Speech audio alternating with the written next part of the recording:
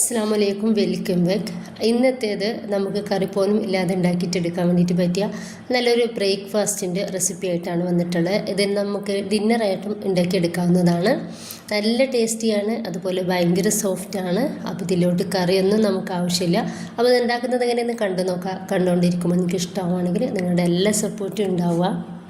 ഇതിലോട്ട് 2 കപ്പ് മൈദ ഇട്ടെടുക്കുന്നുണ്ട്. ഇനിയിപ്പോൾ ഇതിലോട്ട് 1 ടീസ്പൂൺ ഇൻസ്റ്റൻറ്റ് ഈസ്റ്റ് ഇതിലേക്ക് ചേർക്കുകയാണ്. ഇനി നമുക്ക് ഇത് രണ്ടും കൂടി നന്നായിട്ടൊന്ന് മിക്സാക്കി എടുക്കാം. ഇതിലോട്ട് ചേർത്ത് കൊടുക്കുന്നത് 2 ടേബിൾ സ്പൂൺ പഞ്ചസാരയാണ്. പഞ്ചസാര കൂടി ചേർത്തെടുത്തതിന് ശേഷം ഒന്നുകൂടി ഒന്ന് മിക്സാക്കി എടുക്കാം. ഇനിയിപ്പോൾ നമ്മളിതിലേക്ക് ചേർത്ത് കൊടുക്കുന്നത് ഒരു കോഴിമുട്ടയാണ്. 2 ടേബിൾ സ്പൂൺ ഓയിൽ കൂടി നമുക്കിതിലോട്ട് ചേർത്ത് കൊടുക്കാം. ഇനിയിപ്പോൾ കൈ വെച്ചിട്ട് നമുക്കിത് നന്നായിട്ടൊന്ന് മിക്സാക്കി കൊടുക്കുക. ഈ ഒരു കോഴിമുട്ടയും ഓയിലും നമ്മുടെ ഈ ഒരു ഫ്ലോറും എല്ലാം കൂടി നന്നായിട്ടൊന്ന് മിക്സായിട്ട് കിട്ടണം. ഞാനിവിടെ എടുത്തിട്ടുള്ളത് ചെറിയ ചൂടുള്ള വെള്ളമാണ്, 1/2 കപ്പ് വെള്ളം. ഈ ഒരു 1/2 കപ്പ് വെള്ളം നമുക്കിതിലേക്ക് കറക്റ്റാണ് കേട്ടോ. വേറെ വെള്ളമൊന്നും നമ്മളിതിലേക്ക് ചേർത്ത് കൊടുക്കണ്ട.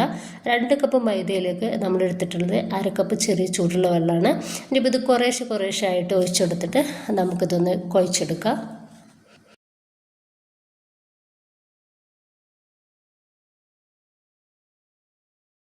ഒരു 5 മിനിറ്റെങ്കിലും നമുക്കിത് നന്നായിട്ടൊന്ന് കുഴച്ചെടുക്കണം.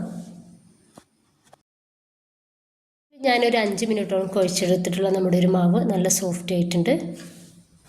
ഞാനിതുപോലൊരു കുറച്ച് വലിപ്പമുള്ളൊരു പാത്രമാണ് എടുത്തിട്ടുള്ളത്. അതിലടിയിൽ കുറച്ച് ഓയിലൊന്ന് തേച്ചെടുത്തിട്ടുണ്ട്. അതിലേക്ക് നമ്മുടെ ഒരു ഡോ വെച്ച് കൊടുക്കുക. എന്നിട്ട് മൂടി വെച്ചിട്ട് 1 മണിക്കൂർ നമ്മൾ റെസ്റ്റ് ചെയ്യാൻ വേണ്ടിയിട്ട് മാറ്റി വെക്കണം. ഈ ഈസ്റ്റ് ഒന്ന് വറുക്കാൻ വേണ്ടിയിട്ടാണ്. ഇപ്പോൾ കറക്റ്റ് 1 മണിക്കൂറായിട്ടുണ്ട്. അപ്പോൾ തന്നെ നമ്മുടെ ഈസ്റ്റൊക്കെ നന്നായിട്ട് വർക്കായിട്ട് ഡബിളായിട്ട് നമുക്കൊരു മാവ് കിട്ടിയിട്ടുണ്ട്. ഇനിയിപ്പോൾ ഞാൻ ഇതുപോലെ ഒന്ന് കട്ട് ചെയ്തെടുക്കുന്നുണ്ട്.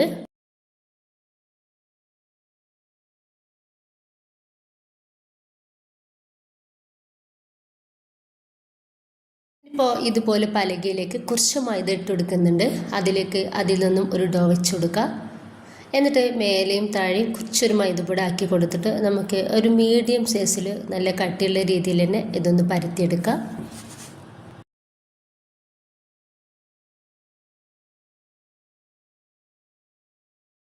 ഇതുപോലെ ഒന്ന് പരത്തി എടുത്തിട്ടുണ്ട്. ഇനിയിപ്പോൾ ഞാൻ 2 വലിയ ഉരുളക്കിഴങ്ങ് ഉപ്പും മഞ്ഞൾപ്പൊടിയും അതുപോലെ കുരുമുളക് പൊടിയൊക്കെ ഇട്ടെടുത്തിട്ട് ഒന്ന് വേവിച്ചെടുത്തിട്ടുള്ളതാണ്. അപ്പോൾ അതിൽ നിന്ന് കുറച്ച് നമുക്കിതിനെ നടുവിലേക്കായിട്ട് ഇട്ടെടുക്കാം.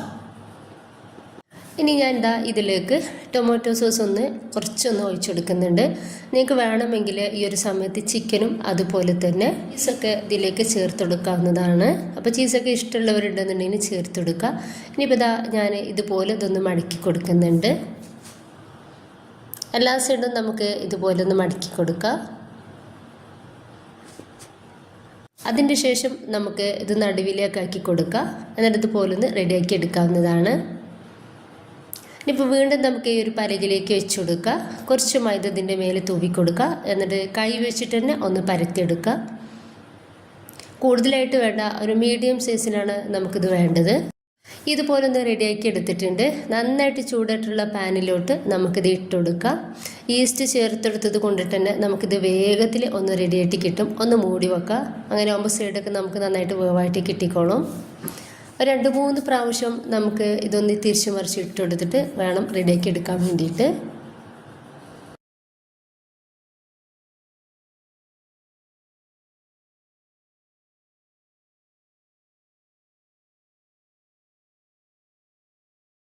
ഈ ഒരു രീതിയിൽ വേവായി തുടങ്ങുമ്പോൾ നമുക്കിതിൻ്റെ മേലേക്ക് കുറച്ച് ബട്ടറോ നെയ്യോ ഓയിലോ എന്തെങ്കിലും ചേർത്തെടുക്കാം.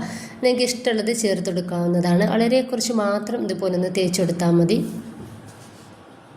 ഇനിയിപ്പോൾ നമുക്ക് ഇതൊന്ന് മറിച്ചിട്ട് കൊടുക്കാം.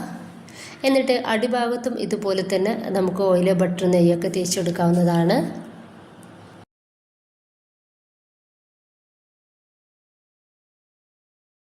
ഇതൊന്ന് റെഡി ആയിട്ടുണ്ട്. അപ്പോൾ നമുക്കിത് പാനിൽ നിന്നും ഒന്ന് എടുത്ത് മാറ്റി കൊടുക്കാം. ഇതുപോലെ തന്നെ നമുക്ക് ബാക്കി കൂടി ചെയ്തെടുക്കാവുന്നതാണ്.